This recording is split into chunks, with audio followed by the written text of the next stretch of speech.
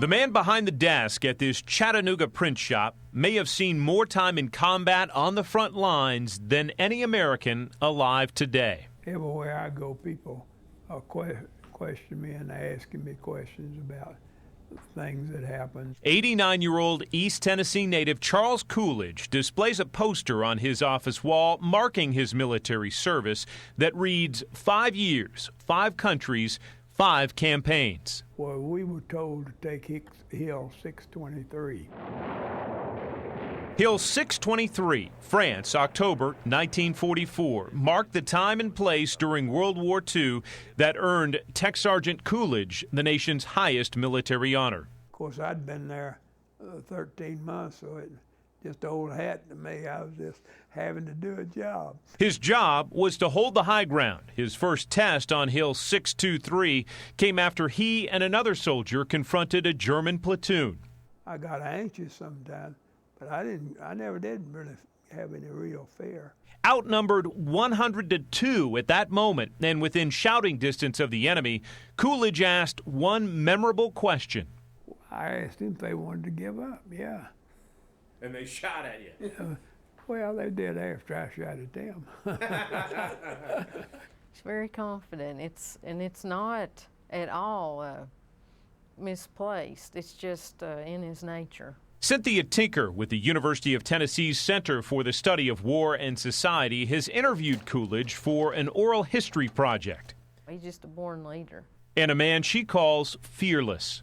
From North Africa to Italy on into Germany, I never detected any hesitancy on his part. And reading from his Medal of Honor citation, he took a position near Hill 623. Helps explain why Sergeant Coolidge fits Tinker's description and why he received the nation's highest military honor awarded to fewer than 3,500 American troops since the Civil War.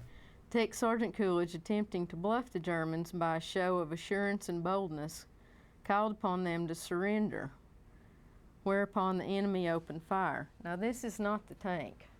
He confronted them before the tank confrontation. So he stared down a tank? Yes. Yes, he stared down a tank. He fired that tank 5 times point blank at me. It marked Coolidge's second and now historic test defending Hill 623. His bazooka had failed during an attack. In close combat, a German tank commander then turned the tables. He popped the tank hatch and asked Sergeant Coolidge if he wanted to surrender. Behind the tank was an infantry group. With about how many Germans? Well, I don't know. I didn't count them.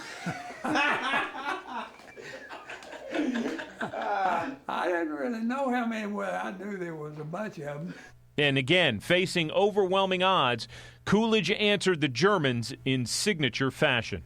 So I started throwing grenades, and I kept throwing those grenades and throwing those grenades. As a result of Tech Sergeant Coolidge's heroic and superior leadership, the mission of this combat group was accomplished throughout 4 days of continuous fighting against numerically superior enemy troops in rain and cold and amid dense woods.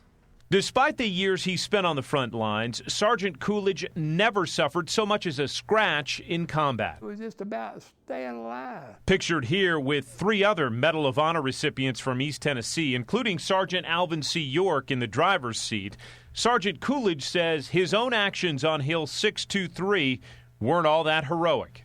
I did more at a different place a month later than I did where I got the medal.